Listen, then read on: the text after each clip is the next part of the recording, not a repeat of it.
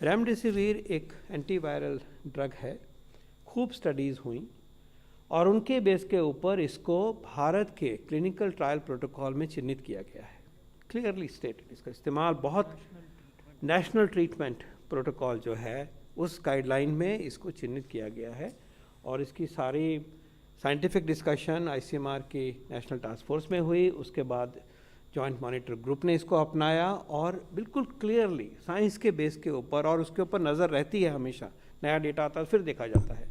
इसको हमने investigational drug कहा है और उसका रोल और उसकी पोजीशन जो है कि कहाँ इस्तेमाल करना है, किस कंडीशन में करना है, कितना देना है, वो बिल्कुल क्लियरली उसमें स्टेटेड है। इन शॉर्ट, ये मेडिसिन उन व्यक्तियों में दी जाती है जो अस्पताल में दाखिल होंगे। घर में जो लोग आफ्टर हो रहे हैं, एसिम्प्टोमेटिक केसेस हैं, माइल्ड केसेस हैं, उनमें ये एंटीवायरल एजेंट यूज़ नहीं करना है। There is no question of use of remdesivir in home setting. No, this is required for those individuals who require hospitalization and are not only that, are on oxygen. That is the precondition.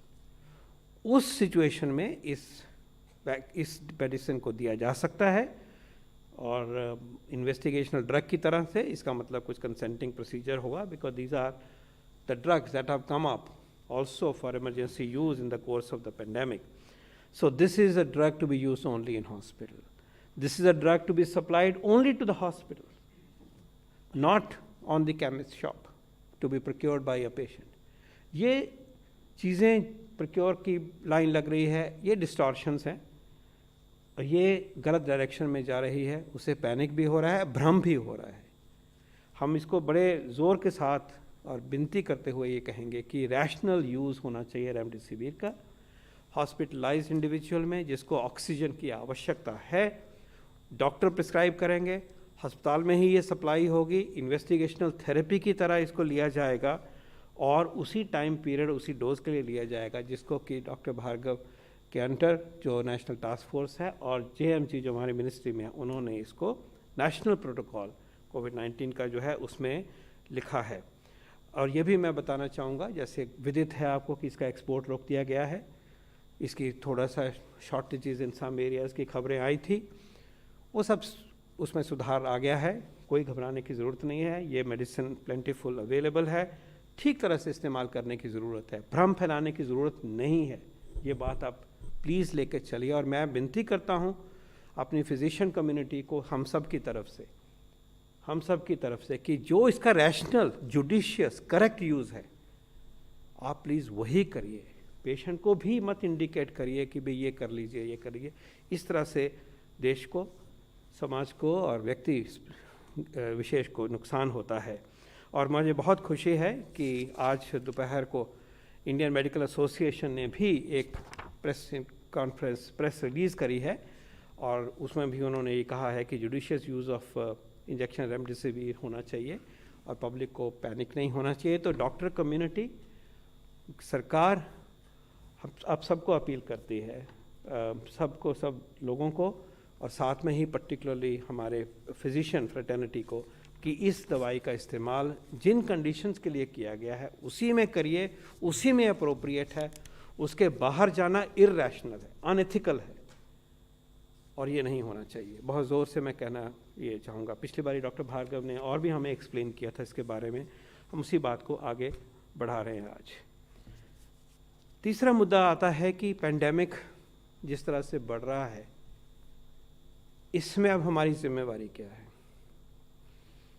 Vaccine के अलावा, rational treatment के अलावा भी और क्या हमें करना है। तो सेक्रेटरी साहब ने बिल्कुल पांचों ही जो सूत्र हैं, पांचों ही जो थीम्स हैं, पांचों ही जो पिलर हैं, उनकी बात आपके सामने आगे रखी। हम टेस्ट करेंगे, हम ट्रैक करेंगे, कंटेन करेंगे, हम ट्रीट करेंगे घर में या अस्पताल में, और रेमडेसिविर तभी इस्तेमाल करेंगे जब उसकी ज़रूरत है। हम कोविड अप्रोप्रिएट बिहेवियर अपनाएंगे, हम वैक्सीन को अपनाएंगे। यही 5 पिलर्स के साथ, गुणों के साथ, सूत्रों के साथ, टूल्स के साथ और हथियारों के साथ हमने ये लड़ाई लेनी है। हम पूछा कही जाता है कई बारी कि ये जो कर्व ऐसे चला, इसको कैसे नीचे लाएं। तो एक तरह से सोचे तो उसका जवाब यह है कि ये हमारे ऊपर ही निर्भर करता है, सोचा जाए तो। हम कितनी मेहनत करेंगे समाज कि इसको नीचे लेके आए, हम उस वायरस को बढ़ने से रोकने के लिए क्या हम कर रहे हैं। क्या हमने 100% मास्क अपनाया? हम मास्क अगर कल से, आज से सब कोई पहन ले तो एकदम से इसमें गिरावट आएगी, देखते देखते ही गिरावट आएगी। हम इस वैक्सीन को क्यों नहीं अपना रहे जितना अपनाना चाहिए? हम भीड़ ना करें, हम सोशल डिस्टेंस मेंटेन करें, हाइजीन मेंटेन करें, तो ये वायरस रुकेगा ही रुकेगा। और सबसे ऊपर जो मैंने बार बार, हम सब ने बार बार यहाँ पे कहा है कि मास्क का जो फेस को कवर करने का जो सोशल वैक्सीन है, इफ़ेक्टिव वैक्सीन है, इसको अपनाना है। इसकी मुहिम हमें आज से शुरू करनी चाहिए, हर तरह से शुरू करनी चाहिए। कोई भी व्यक्ति बाहर नहीं दिखे जिसने मास्क नहीं पहना, कोई भी व्यक्ति घर में भी नहीं ऐसा दिखे जब घर में बैठे हुए। आप खबरें ये सुन रहे हैं कि अब कोविड आता है तो एक नहीं सारे ही बीमार हो जाते हैं। तो सारे कहाँ से? वो एक लाया ना पहले तो, लेकिन इतनी तेज़ गति से बाकियों को लगता है तो कैसे बचेगा? ये मास्क पहना होगा तो बचेंगे ना हम। और जिनको वैक्सीन एलिजिबल हैं, जो व्यक्ति, उनको वैक्सीन मिलेगा तो वो बचेंगे। तो इसको आज एक लाइन जो मैं आपके सामने कह चुका हूँ और दोबारा फिर कहूँगा कि इस बढ़ते हुए कर्व को रोकना है।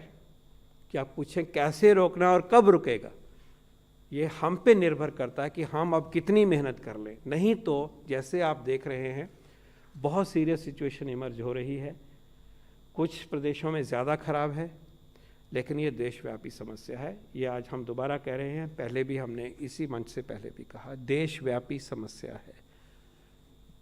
और जो प्रदेश जिनमें नंबर अभी कम है वहाँ भी अगर ट्रेंड को देखें तो ठीक नहीं है। तो क्या ये वक्त नहीं आ गया है कि हम जो अपनी जिम्मेवारी निभाएं और मास्क पहन के, सोशल डिस्टेंसिंग करके, भीड़ कम करके, हाइजीन करके इसको रोकें। और सबसे ऊपर मास्क, और सबसे ऊपर उसके साथ साथ है कि जो एलिजिबल पॉपुलेशन है, जिनकी जान बचानी है, उनको टीका लगे। और आपने देखा कि टीकाकरण की स्पीड कैसे बढ़ रही है, टीकाकरण कितना उपलब्ध है, इसको अपनाइए। हमारे ऊपर निर्भर करता है कि ये जो इधर चला हुआ है रॉकेट की तरह, इसको हम कैसे रोक के नीचे लाएं, हेडविंड कैसे पैदा करें।